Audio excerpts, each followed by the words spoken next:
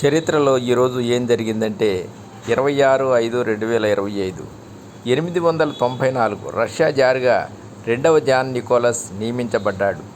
1942 భారత ఆధ్యాత్మికవేత్త గణపతి సచ్చిదానంద స్వామి జననం. 1949 మొట్టమొదటి వికీపీడియాను అభివృద్ధి చేసిన American computer programmer ward Cunningham జననం.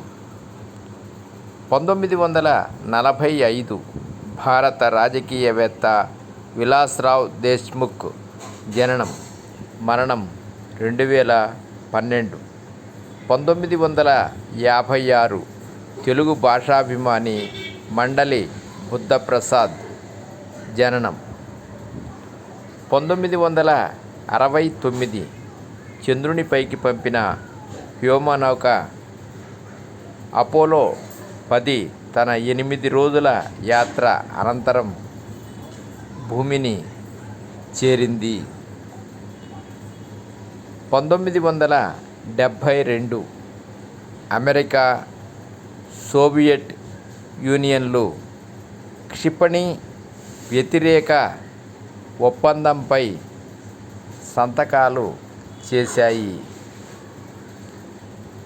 2014 భారతదేశ 14వ ప్రధానిగా నరేంద్ర మోడీ ప్రమాణ స్వీకారం. సర్వే జనా సుఖినో భవంతు. ఓం నమః శివాయ. ఓం